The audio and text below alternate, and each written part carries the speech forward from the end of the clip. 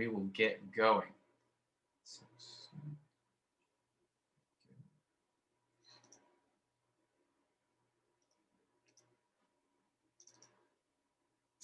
All right, so welcome to Fitness Mythbusters. This one, the title is Exercising with Purpose. So this is actually my third Fitness Mythbusters webinar. I'm very excited to do it again. This is my jam. I love this stuff. But thank you so much for returning. If this is your second, third time coming back, if this is your first time, also welcome. My name is Charles Burroughs. I'm the Fitness Services Coordinator over at University Recreation. So just a little bit about myself before we get going. Like I said, I'm the Fitness Services Coordinator. So I actually oversee the personal training program over at the Student Rec Center as well as the Robert E. Witt Center. I've been here for about 2 years now, and I've been working in health and fitness for about 8 years. So I originally got my degree in health and kinesiology, my bachelor's degree, from a small school in East Texas called UT Tyler. And then I'm actually working on my master's here now while I'm working here. I'm a certified personal trainer through the American College of Sports Medicine, but I've been certified through a few different agencies over the years. I've had a chance to kind of work in each facet of the fitness industry. I've worked in commercial fitness where I worked as a personal trainer at a gym. And did that for about 2 years and got a chance to work with a lot of great clients. Also got to work in corporate wellness. So a little bit more of the planning and programming side of things, which is still a lot of fun. Doing stuff like weight loss programs and step challenges, stuff like that. And then also, of course, I work here as a manager for the personal training program. And I do get to still work with a few different clients.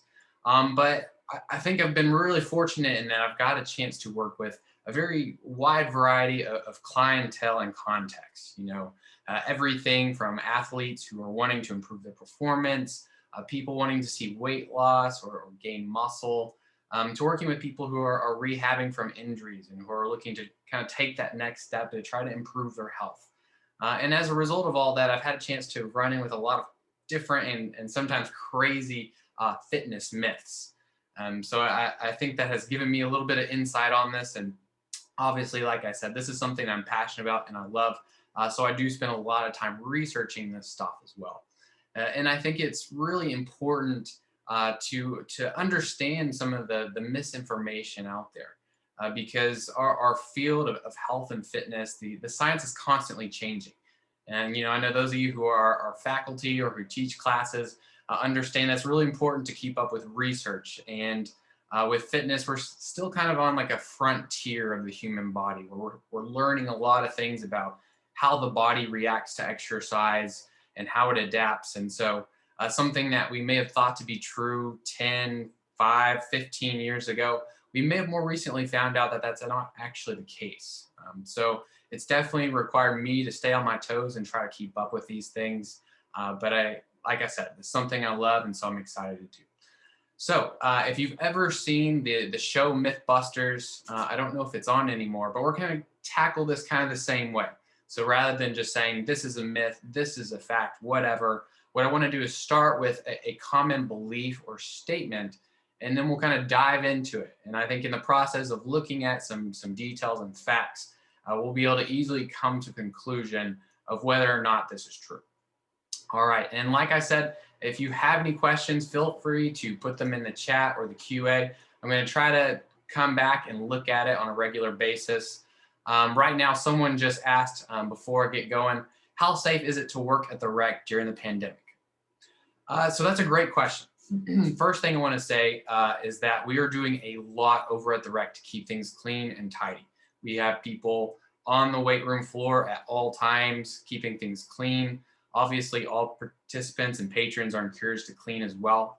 We do have a mask policy where you're supposed to be wearing it at all times. When we first opened, it was just while in the rec center, but not actively exercising. But we pretty quickly changed that to where you have to have it on at all times. So we are doing a lot to keep things clean. If your biggest concern is working out in a crowd, then my suggestion would be try to come at times that it's not so busy, which the busiest times are usually going to be from really about 3 o'clock till closing. So most of the evening is going to be really busy time. But we can talk about that a little bit more once we get to the end. I'm glad you asked that question. We'll definitely come back to it. But let's dive in. All right, so saying number one, my workout must last at least 30 minutes to be effective. Sometimes it's 30 minutes. Some people might say, oh, it needs to be an hour. It needs to be 20 minutes. There's a lot of kind of different variations of this saying, but they're all very common and very similar.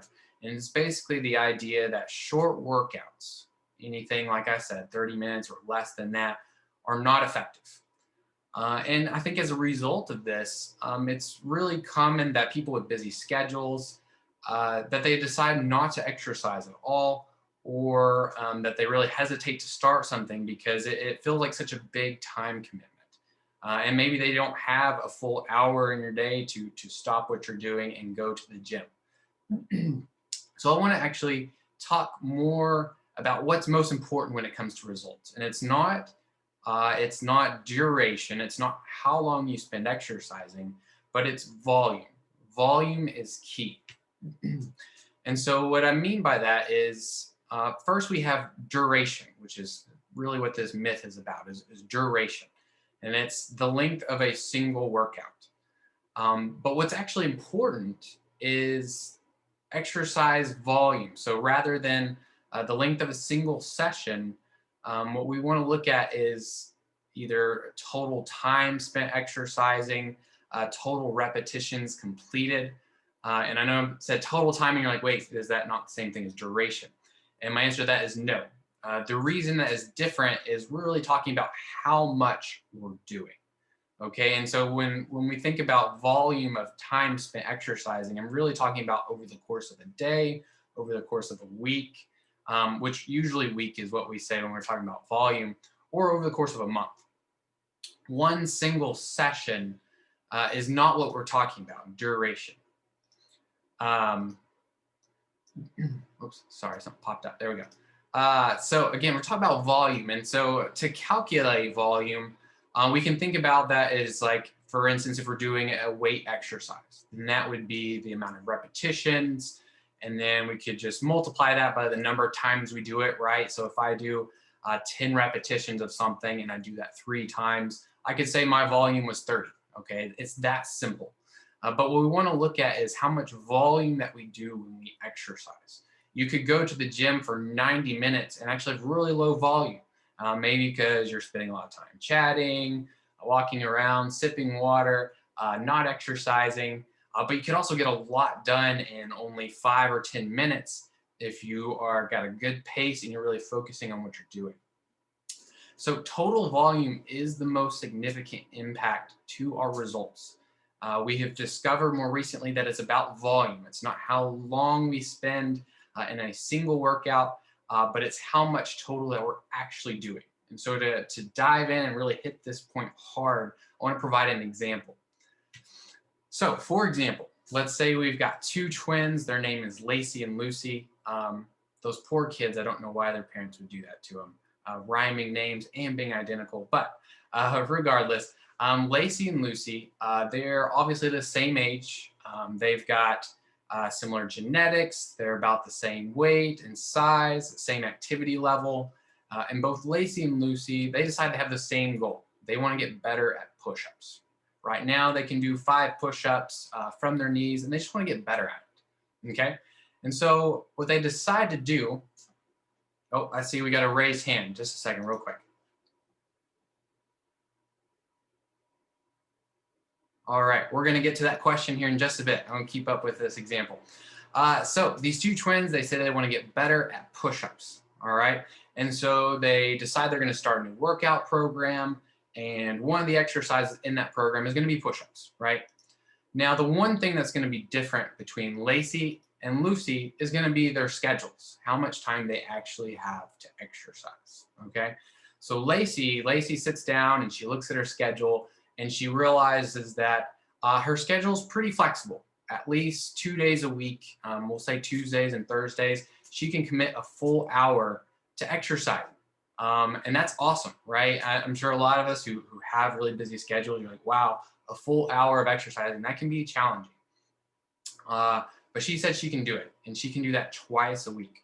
So if we start to think about volume here, well, what Lacey's going to do in her workout is at some point throughout that 60 minutes, she's going to do 5 push-ups, because that's what she can do. And she's going to do that 4 different times, so 4 sets.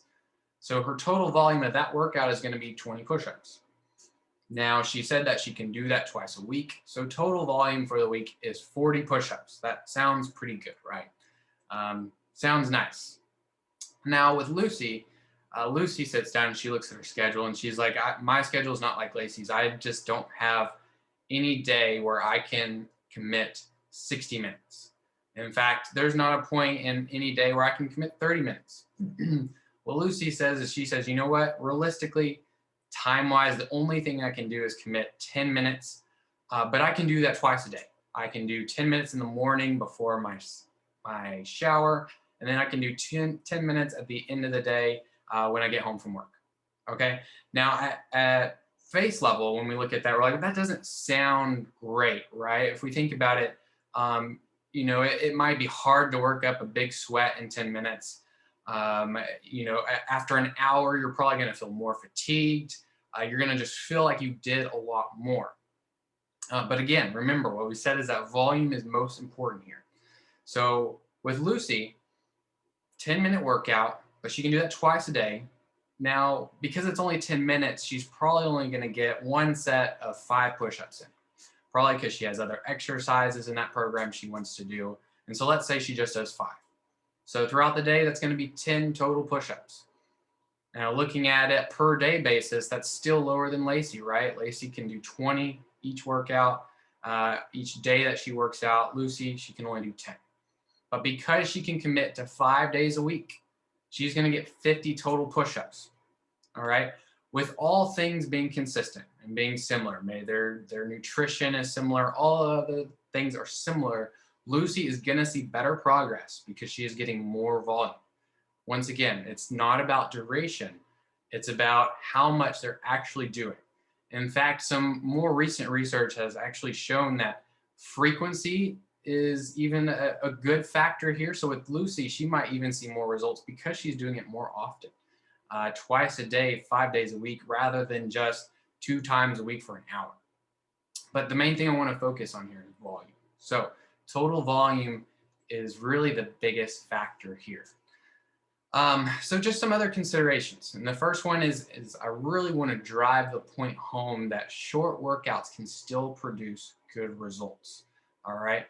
We've seen quite a few different studies where this happened, where, you know, rather than trying to do this long, grueling workout once or twice a week and then like switching each workout each day, instead doing something that's a little bit shorter, but at the end of the week, that volume still adds up. And we found that the results are really about the same for almost everything. Now, one thing I will say with that as another consideration is what we don't want to do with this information is to sacrifice difficulty just to increase volume, okay? And what I mean by that is, let's say that you do arm curls with 15-pound weights, and you can do 10 repetitions of that. And so normally you do 3 sets of 10. That's what you do with it. I don't want you to take this and say, well, volume's most important, so I'm going to drop down to 2-pound weights and do 100 reps. That's not a good idea. We want to still try to maintain the difficulty and the intensity of that exercise. And we saw that with Lacey and Lucy because we knew that they could do 5 push-ups max at once. And so even though Lacey was doing more throughout the workout, the intensity of that exercise was still just as challenging as it would be if she did 1 set right then or there, or if she did 3 sets spread throughout the workout. Hopefully that makes sense. But what I mean by difficulty, it could be the amount of weight, it could be the tempo, it could be the intensity. But really, a good example of this, I guess, is that graphic I have on the left side. That's what's called an RPE, or rate of perceived exertion, something I've talked about in past webinars. But basically, it's just a number scale of how hard you feel like you worked. If we're going to spread something out, like with this push-up example, we're going to spread it out. Then that exercise should still be very similar in intensity or difficulty, regardless if it's for 5 minutes or for an hour, okay? Maybe dropping down from, say, like a 9 to a 7 is okay. But if we are dropping down from a 9 to like a 2, then we might not be getting the same results because we're not pushing ourselves to the same hardness, if that makes sense. And then also one caveat to all this is that it is not recommended to perform cardio for less than 10 minutes. I don't think anyone here is probably thinking, well, I'm just going to do like 3 or 5 minute workouts. But with cardio, that is the one thing that we see where less than 10 minutes, we start to see a decline in benefits from it. And the reason is basically, without getting too deep here, is that it takes our body a little bit of time to rev up to cardiovascular exercise as our heart starts pumping harder and we start to consume oxygen. It just takes a little bit of time to get to that happy working zone. So cardio is the one place where I would say don't do less than 10 minutes at a time. We're not going to get quite the same results. As far as like resistance training or anything else, you can do less than 10 minutes if you want to, as long as you're, again, getting that total volume. But with cardio, I wouldn't suggest less than 10 minutes. All right, so statement, my workout must be at least 30 minutes to be effective. Not true, myth busted. Okay, short workouts can be equally effective as long as volume is matched. All right, so before I move on, I'm going to check and see if we have any questions related to this. Any other questions, I'm definitely going to address at the end of this webinar. I'm going to do my best to make sure we have some time just for general fitness questions. Any questions either in QA or in the chat regarding this myth in particular?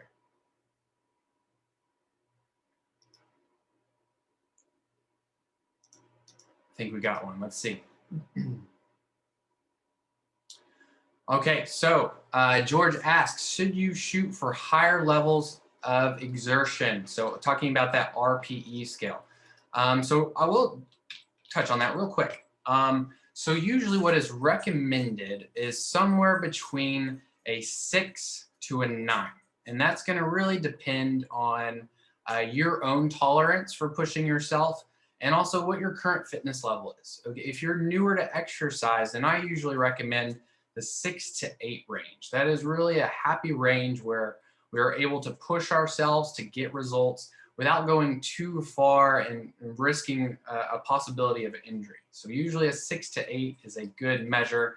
If we're talking about like exercise, it might be that we start to have difficulty breathing, but we can still get some words out. That's a good example of like a 7 on that scale, where 8 and 9 really gets hard. 10 is I can't talk, I'm gonna die, I need to stop. Okay, so for the most part, for most people, we really don't suggest going all the way up to an effort level of 10. That's really mostly reserved for really advanced athletes and people who have a lot of experience pushing their body that far. And yes, so let's see, someone else asked if this is starting a new workout, is low activity still effective? And I would say yes, as long as you're pushing yourself some. If you can at least get to that 5 to 6 range, that can still be beneficial. So if we're talking about cardio, for example, we want to get our heart rate up higher than normal, and where we're noticing an increase in breathing. If we're doing that, then we know we're hitting a point where we're going to see benefits. If you don't feel any different during exercise while you're doing it, then that intensity is going to be too low. But if we start to feel a challenge, then we know that our body is going to adapt from that, especially if we make sure to add some volume there. So do it frequently, 2, 3, 4 times a week. Any other questions before we move on? Let's see. All right, looks like we're good. So we're going to go on to myth number 2. And again, if I missed any questions, we'll definitely get to them at the end. Okay, so belief number 2. Getting result from exercise takes a long time. This is a tough one, so I'm actually really excited to talk about it. Oops, not too far. There we go. Many people are often really discouraged when it comes to getting results. or the time that it takes to get results. Really though, this is most common with goals that are aesthetic. And when I say aesthetic, I'm mostly talking about either weight loss or building muscle. So we're really talking about goals that are physical, something that we actually see. And the reason I make that distinction is that what I've noticed with really people I've worked with is that there's never been an issue when it comes to performance. And that's because if your goal is related to performance, like running or strength, we see progress every single week. So even if you have a big strength goal or a big performance goal, we see progress every single week. Our bodies are pretty quick to adapt to exercise in terms of performance. And so that's rarely the issue. The issue usually comes when it's something that is not performance related. It has more to do with weight loss or building muscle. So really with visual progress, I think that's the biggest thing. And so what I'm really tackling with this myth is, or this statement, is that because we don't see results, we aren't getting progress. And that's a very common belief. So let's talk about this. I want to tackle this two ways. And the first one is talk about expectations. And this is always a tough conversation to have, but it's really crucial that our expectations are realistic. And what I mean by that is the first thing I want you to do whenever you come up with a goal and you want to start tracking progress is I want you to consider the time it took to get you to that starting point.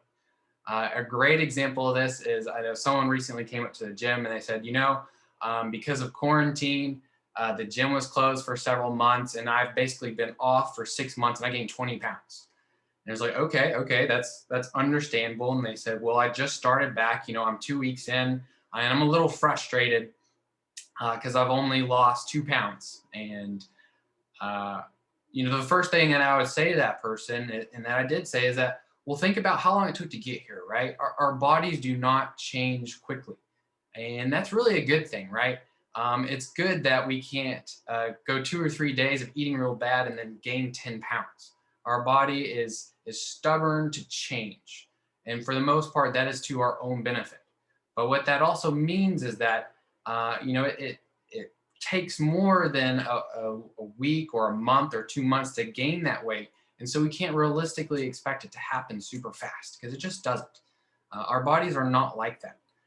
So I think part of the issue is that we choose this goal that is really big and really intense. Even if it's only 5 or 10 pounds on a microscopic level, that is a lot of work for our body to do. So I have a recommendation for this that actually helps a lot. And I've seen a lot of success with my clients when they do this. And that is taking a significant goal, whatever it is, and breaking it down into a smaller timeline with separate milestones, okay? And so to illustrate this, and a good example is, let's say the goal is to lose 20 pounds by February 15th. If you've heard about SMART goals or you've heard me talk about them before, a SMART goal is something that is specific, it's measurable, it's attainable or achievable, it is relevant, and it's time bound. This goal technically fits that, right? It's specific, it's measurable, it's weight, it's 20 pounds, and there is a time date on it. It's February 15th, we'll assume 2021. And so it kind of fits all the criteria of a SMART goal. But what I have a problem with it is that it's a big goal. It is 4 months, and that seems like a long time when you're starting a new exercise program. And 20 pounds, I mean, that's a lot of weight. It really is. 20 pounds is a good bit of weight, especially with how our body adapts. So the first thing that I would do with this person, especially if they were my client, is we would say, okay, our big goal is 20 pounds, but we're going to break this apart and we're going to divide and conquer. And it's really important for our psyche, our brains to do this. So instead of focusing 4 months, 20 pounds, we're going to focus 1 month and 5 pounds. So that way, when we get to that first week and we've lost a pound, rather than thinking, oh, wow, I'm 1 of 20 down, still such a long ways away. Instead, all right, we're already 25% done, or 20% done when we lose 1 pound. We're already a quarter of the way there. This is really helpful for our psyche. And then when we start to see progress, it feels a lot bigger because we have a much smaller goal. And then once we knock out that 5 pounds, all right, let's hit the 10-pound marker by December 15th. Divide and conquer. And not just do this in your head, make it tangible, make it real. Write it down. Say, all right, this is what I want to do by this date. Once we get there, this is what I want to do by this date. And divide it out. And you're going to find that getting results doesn't feel like this long, awful thing because all of a sudden we have these milestones and markers where every time we hit one, we are successful and we're going the right direction. So another part I want to talk about this, other than expectations, is workout adaptations. You know, like I said, it's often thought that, well, if I can't see the results happening, you know, I don't see the muscle there that I want, I don't see my clothes changing, stuff like that, or the scale moving, then results aren't happening.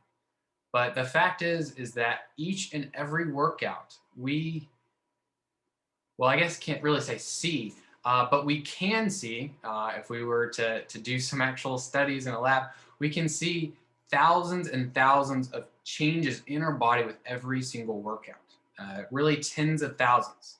When we do an exercise workout that does something to our strength, so we're targeting muscles, we are tearing those muscle fibers down and building them back up. They become more efficient at contracting and creating more strength in our muscle.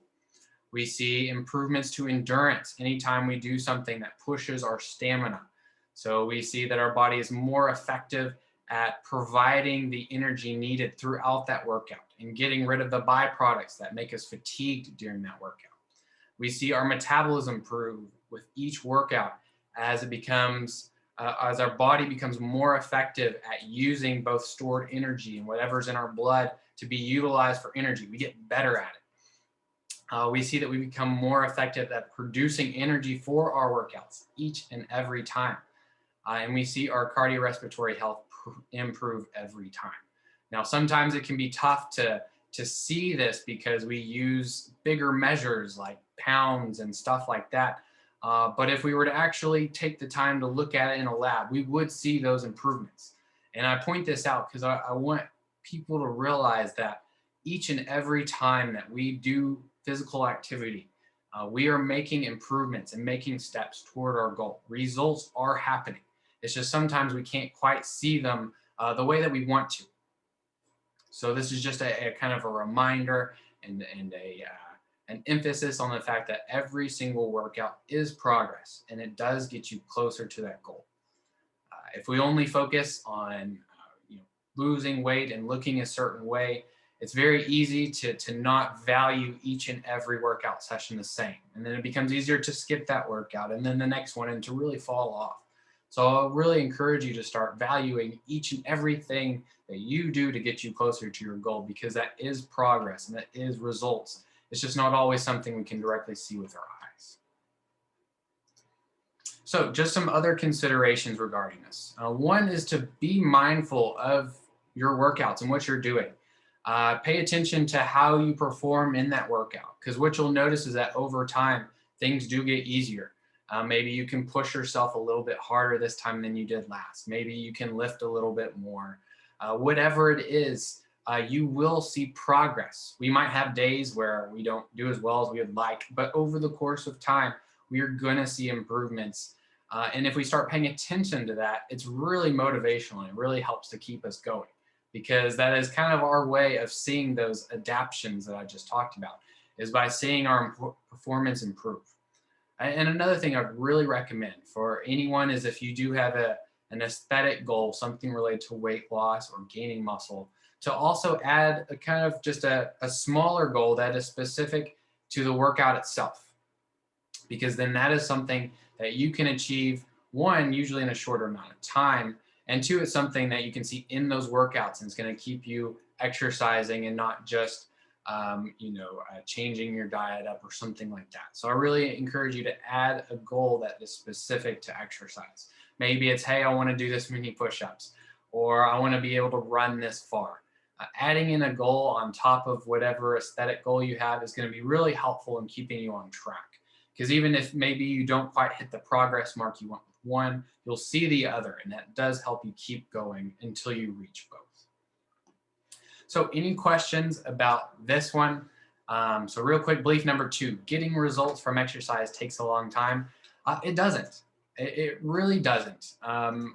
It might not be the goals that or the results that we want to see right away, but our bodies are constantly adapting to what we put through it. And this should, I would hope, be really comforting to those who find it tough to stick with a program.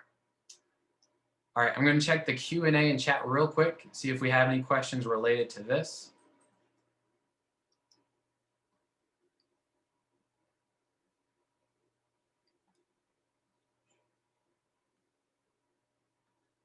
All right, I don't see anything, so I'm going to keep going. And like I said, if you had a question about something else, we'll definitely tackle it at the end, I promise. Okay, saying number 3, I can tone my muscles. Ooh, this is a good one. So really what I'm talking about here is it's this idea that we can increase the definition of our muscles by exercising them, but also by not making them grow. So it's almost like we are chiseling them out by doing lots and lots of exercise to shape them a certain way, but not really making them any bigger. So a lot of people think this can happen. That and what I'm talking about by tone, right, is kind of like this picture. Oh, not that picture. That picture right there. You know, you can kind of start to see more definition. You can tell the muscles there. You see the outline. That's what we're talking about when we usually talk about tone.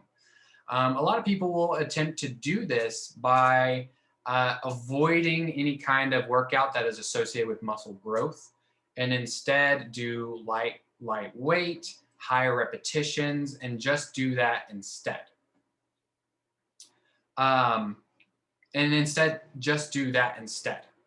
Okay, so really trying to avoid any kind of strength or what's called muscle hypertrophy, growing muscles, because they want to just tone.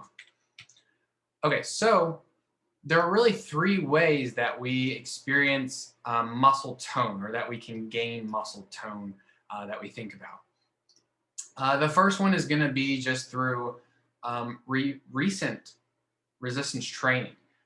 What we actually see is that when we exercise, during the exercise, especially if it's muscular training, so doing like push-ups or squats or something like that, that those muscles become a little bit more toned. And when we say toned, really what's happening is it actually swells just slightly. And that's because blood is rushing to those muscles, and it makes it appear a little bit bigger or more pronounced. That happens both during the workout and really up to about 48 hours after. But then after that, it usually, if we aren't hitting that muscle again, it kind of shrinks back down to normal.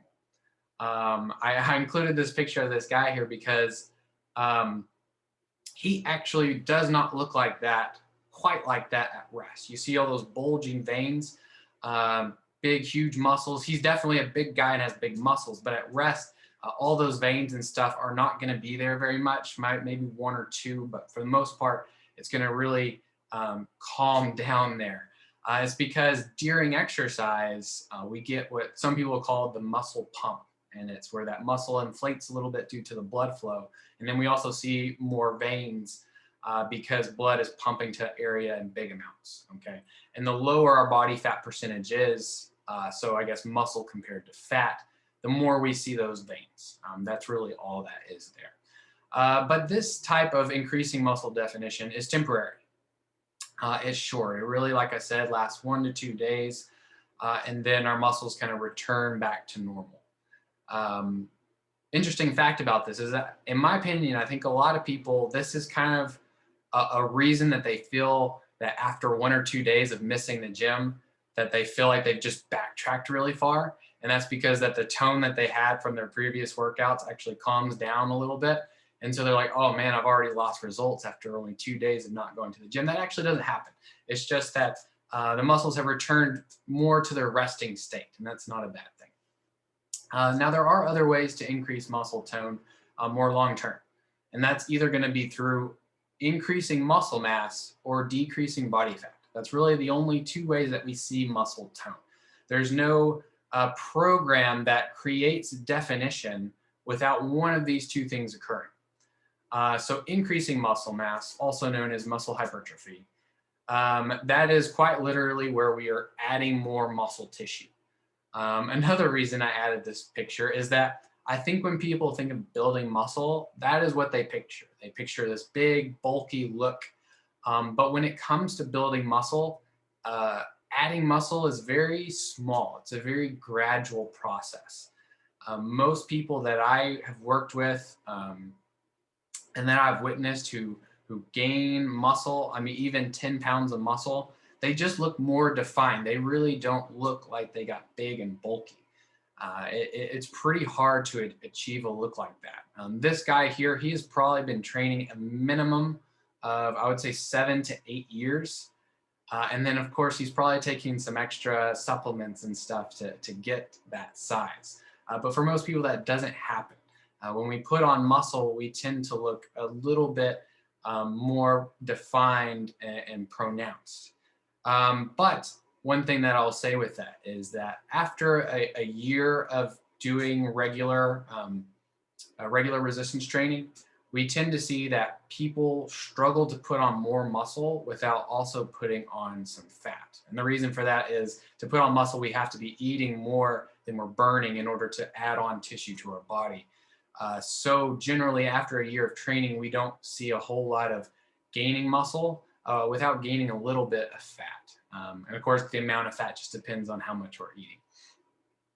And then the third way, though, is decreasing body fat. This is really the most efficient way to create a toned look, is to get rid of the fat that is blocking our muscles, because we all have the same muscles in place. Some may have built them up a little bit bigger, but for the most part, it just comes down to the fat that is covering these muscles. So if we want to create a toned look, we need to decrease our body fat percentage.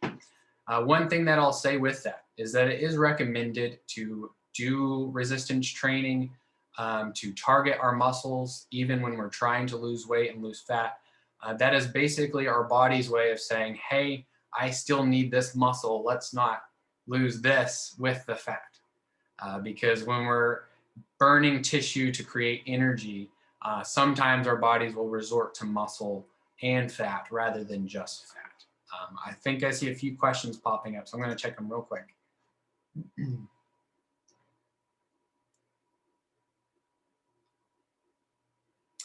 Let's see. Someone said, I was once told that exercises cause muscle building over fat and it decreases weight loss. That is not true. Absolutely not true. Muscle and fat are two separate tissues in our body. And building muscle does not cover up or prevent fat from being lost. If anything, building muscle actually improves our metabolism when it comes to losing weight, because all of a sudden we need more energy to fuel those muscles when we're exercising. So building muscle does not affect fat loss. If anything, it will make it easier to lose fat later. And in fact, some people, really people in the industry that are interested in bodybuilding or doing those kind of competitions, they will focus first on building muscle and then cutting down the fat after, because they found that your metabolism is more efficient when you have more muscle on your body, because you're burning more calories when you exercise. So building muscle definitely does not affect fat loss in any bad way. It's really just that it's hard to both lose fat and gain muscle at the same time. That's pretty hard to do. And then similar to that, it said, while attempting to lose weight, I was told not to exercise or I would just build the muscle over fat. Yeah, that definitely does not happen. I'm not sure where they got that information, but the current research suggests that that is not true at all. We definitely want to exercise to help assist in weight loss. Otherwise, it becomes a lot more challenging because we're burning less calories and we have to eat a lot less to lose weight. And like I said, it's easier to lose muscle while we're dieting if we're not exercising regularly, because then our bodies don't quite see that muscle as an important tissue to keep on our bodies. sometimes it can burn both, and we don't want that to happen. If anything, if we're going to lose weight, let's just lose fat and not muscle as well. Okay, so just some other considerations regarding this belief. Most individuals, like I said, they're not going to experience large muscle growth. It is a very long and consuming process. To give you an idea, someone that is new to exercise and they purposely want to build muscle, so they're going to eat a lot, they're going to eat a lot of protein, they're going to work out hard, they might experience 10 or 15 pounds of muscle gain in a year. If they're brand new and if they're young, usually male, apart from that, you might gain 5 pounds in a year from muscle, from training hard and trying to achieve that. Most people are just not going to experience huge muscle growth in a short amount of time naturally. Also, resistance training has a ton of lesser known benefits that are also really good. It increases our bone density, which makes them stronger, less likely to break. Also helps to combat issues like osteoporosis. Resistance training improves our metabolism. Like I had already mentioned, it makes us better at burning calories, especially when we exercise. It helps to improve our balance and our coordination, and it makes our joints stronger. So not just the bone, but also the tendons and ligaments, all these tissues that are keeping our bodies together, they become stronger through exercise because we're putting stress on it. Our body sees that stress, and then it reacts to it by making things stronger and better able to handle it. So any questions about this statement? So again, I can tone my muscles. And when I'm talking about that, I'm talking about some sort of special workout that chisels our muscles a certain way. And that's not true. We can tone muscles temporarily through resistance training or by building muscle or losing fat. Those are really the only 3 ways that we get muscle tone. And that's really not some specific workout or exercise that does that. That really just comes through regular resistance training and then making the dietary changes to either build muscle or to lose weight. Any questions before I move on?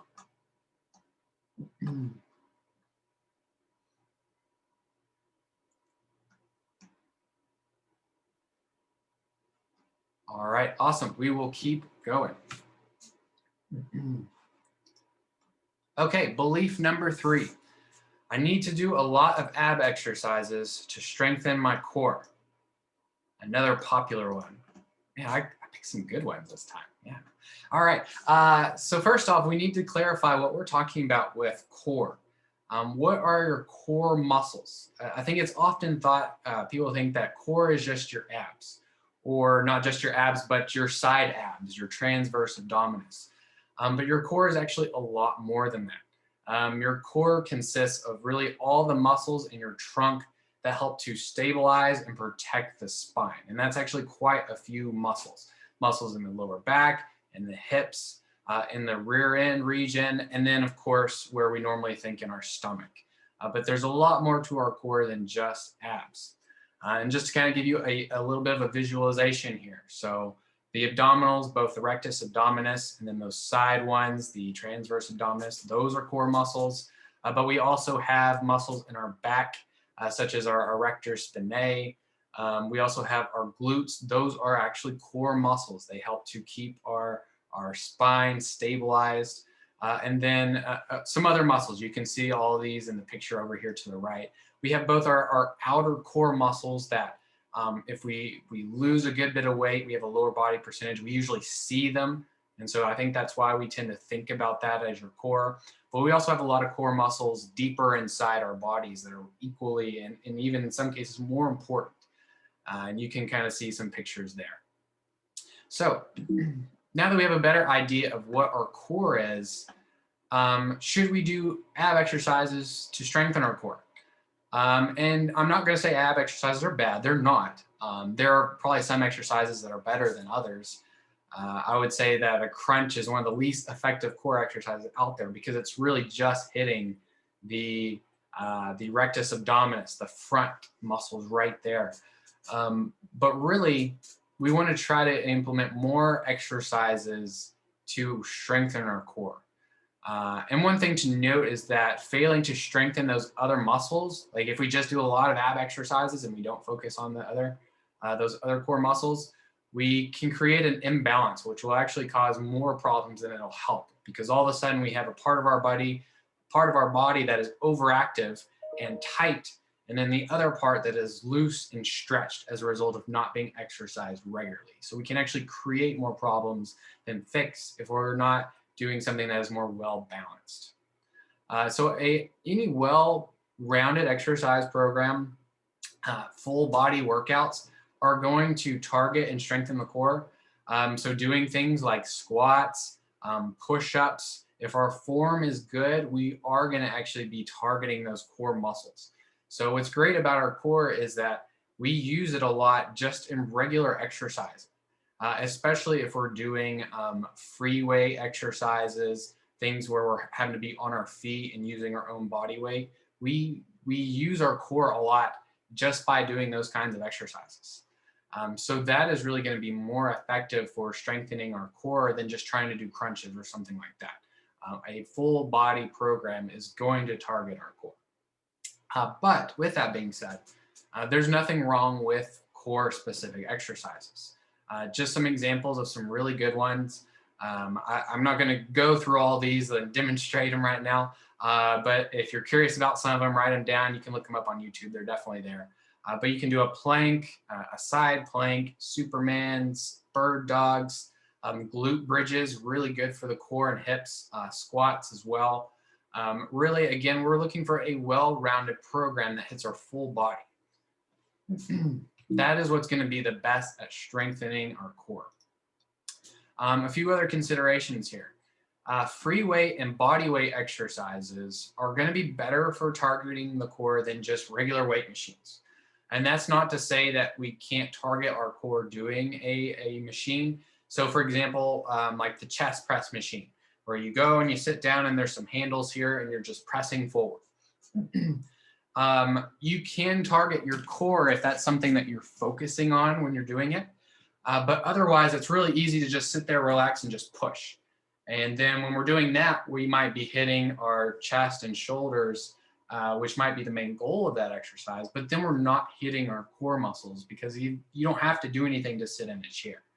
Now, if we were to, for example, do that on a stability ball, where I put my back on the ball, and then I have to engage my glutes to maintain my body in a straight line, and then I have to keep my core tight to keep from falling off the ball. All of a sudden, I'm using more muscles, and I'm specifically targeting my core, even though the exercise is a chest press. So those are examples of ways that we can target our core while doing other exercises. And free weights and body weight exercises are going to be more effective at doing that than just a machine.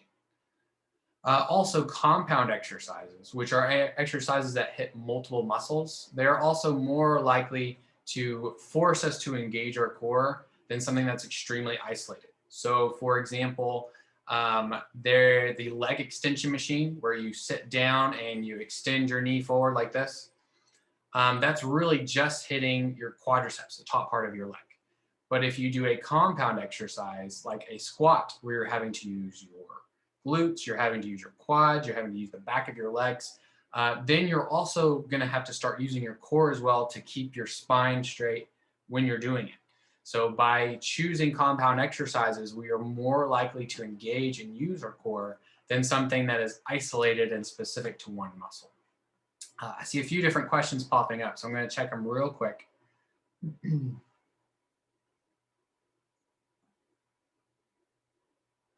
Okay, Michael, I'm going to get to your question here in just a bit. Anything related to this one specifically? Let me check the chat as well.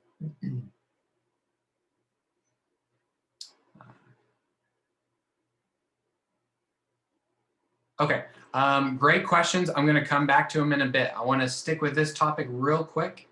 Someone did ask if they see that exercise list again, so I'm going to go back real quick. Right there. Don't worry, I'm going to get to your questions. I just want to try to stay on task right now. I get really distracted, so I'm going to try to stay focused, and then once we get to the end, we'll answer some more questions. So those are those exercises right there: planks, side planks, Supermans, bird dogs, glute bridges. squats. Those are going to help target those other muscles that we talked about, not just the abs, but hitting some other ones as well in our back, in our glutes, hips. Okay, I'm going to go ahead and go through one more and then probably going to stop there so I can answer all these other great questions that I'm seeing. So let's get through this one right here and then we will move on. So that one, as you probably guessed, is busted. It is not about ab exercises. It's about targeting our whole core, and that comes through a variety of different exercises. Oh, that was our last one. Perfect. Okay, great. Well, we do have some questions, so I'm going to spend some time answering those and possibly answering some more if any of you guys have some. So I'm going to scroll to the top and let's see what all we got. Let's see. Let's see. So Michael asks, what is an effective balance of pure cardio versus workout machines? That's a good question. So it depends on what you're doing, if that makes sense. So for example, if I do a weight training workout that is circuits, so several exercises back to back where I'm having to maintain a fast pace, if I do that regularly, then any pure cardio can be considered extra, right? So if I do 3 days of circuit training where I'm going real fast paced, then really if I wouldn't need to do any additional cardio unless I just wanted to, in which case it could just be 1 or 2 days on top of that, where maybe you're going for a run or riding a bike. That would really just come down to if you have some sort of specific goal. Now, if you're doing a resistance training workout where you're going really slow and focusing on strength, so lots of rest, your heart rate isn't getting up very high, then what you would probably want to do is add in usually at least 2 or 3 days of cardio to supplement that. Think of it like this. 2 days of cardio is probably going to help you maintain where you're at, where 3 or more days is going to start to see improvement. I know I talked about volume earlier. I don't have a slide on this, but the recommendations for cardio. So if you want to know this, you're more welcome to write them down. This is from the Department of Health and is also reiterated by every certifying agency out there for personal training. But basically, the recommendation is at least 150 to 300 minutes a week of moderate intensity cardio. So when I say moderate intensity, that's actually really low. We're talking about like a brisk walk, something that we often get just during the day at work, if we're walking to a meeting, if we're going up the stairs, stuff like that. So that's 150 to 300 minutes of low, moderate intensity, or if we're going for high intensity, so like going for a run or doing an intense workout, that's only 75 minutes to 150 minutes. So 75 to 150 total minutes of vigorous intensity exercise. So if you're thinking about how much should I be exercising for cardio reasons, usually if you're working out and you're pushing yourself pretty hard, that falls into that vigorous exercise range, and you're looking at 75 minutes throughout the week. Hopefully that makes sense and answers your question. George asks, if you get very sore after doing exercise, does that mean you're being more effective in your exercise, or does it mean something else? That's a great question. We actually talked about this in one of my previous webinars, but basically soreness does not correlate effectiveness. What soreness actually tells us is that it is something that is new to our body. It is something new and challenging to our body. It doesn't mean that we had an extremely effective workout or not. What I will say is if it's something brand new you've never done before and you don't get sore, then that might indicate it wasn't very effective. But if we continue to do an exercise program regularly, we're going to get less and less sore from it. And that doesn't mean it was less and less effective. It just means our body is better apt at responding and adapting to that exercise. So it doesn't take as long. We don't get as sore. Our muscle fibers aren't tearing quite as much. And that's not a bad thing. So there really isn't a correlation between soreness and effectiveness. It just means that you did something foreign to your body. Someone who works out 7 days a week but never does yard work, they're going to get probably more sore from a full day of yard work than they are from a crazy intense workout. And that's just because it's something that is different than what your body is used to. Great question. All right, any other fitness related questions? I'm going to hang out here for a while in case anyone does have any more questions. Thank you so much for tuning in to this webinar. Quick shout out to the Rec Center. We do have group exercise classes both in person and we're doing them virtually as well. So you can go to the website and check out the schedule for that. So you don't have to be coming in person to get to classes. We're doing some on our YouTube channel that are live. We are doing some that are on social media, so we're doing a little bit of both. We also, on the YouTube channel, we got a lot of awesome videos, some that I've worked on, some that some of our Group X instructors have done. So if you're looking for some workouts you can do at home or away from the Rec Center, we can definitely do that. One question we said is, what is the best program for a beginner to start to lose weight and tone? And the answer to that is any full body program. You can look up, and I mean, you could really Google full body workout program and you're gonna find pretty good exercises. If you want to actually reach out to me, I can talk a little bit more about something specific to you if you want. We can definitely talk about that. But if you're doing a full body exercise program that has a resistance training component where you're doing exercises targeting your muscles, and then it also has a cardio component, whether they're the one and the same or they're separate. All right, any other questions? I think I may have just cut out for a second. Hopefully not.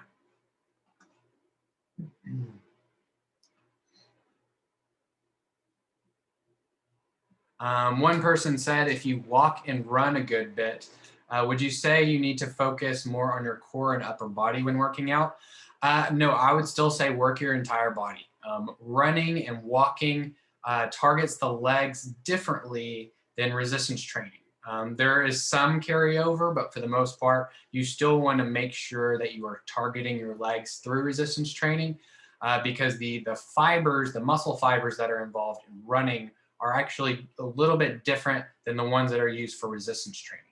We basically have two kinds of muscle fibers in our body. We have fast twitch and slow twitch. Fast twitch are for things like strength and explosive movements. Slow twitch are for things like running. So when we run, we target and we strengthen those slow twitch fibers. We don't really hit those fast twitch ones. So resistance training, you still want to do full body to hit those other things. So this, I think my other webinars are going to be on the wellness page of the website.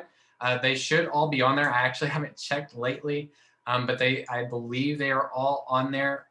Let's see, I may actually have a link here. Let's see, I'm going to stop sharing real quick so I can look.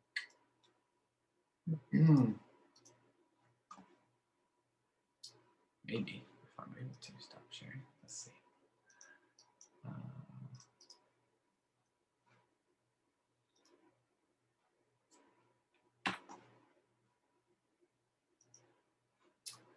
For some reason, I can't pull it up, but if you go to UA website and you search health promotion and wellness or webinars, you should be able to find, there's a library of some old ones up there on there, and you should be able to see them there. So I think they're pretty fun. They got some good information that I'll talk about that I think can be really helpful.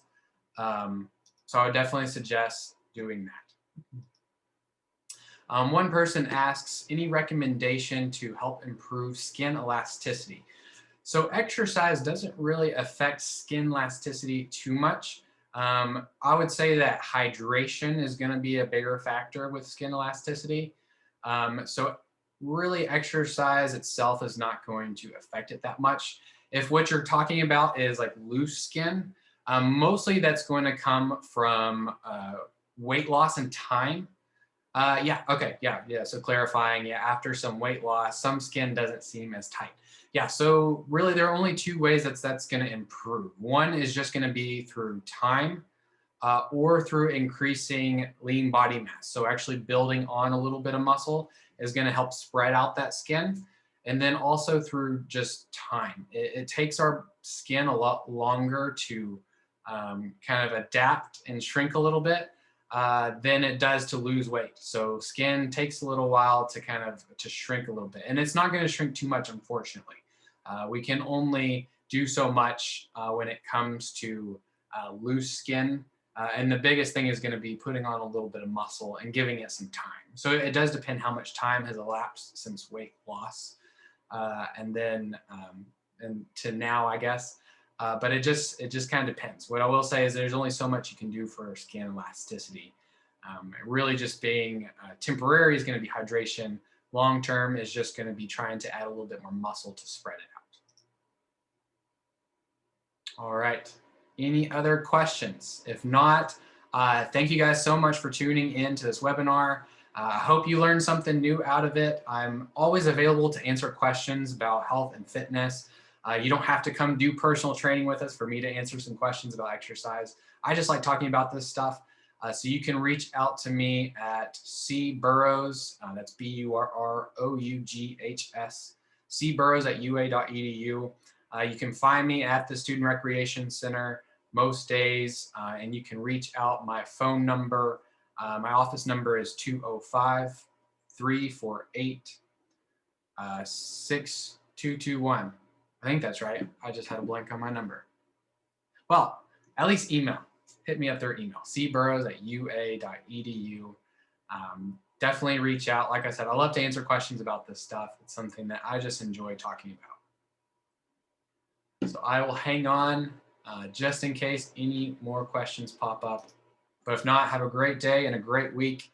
And if I don't do any more webinars this semester, I'll probably be on back in the spring to do something. Thanks, guys. Thank you so much.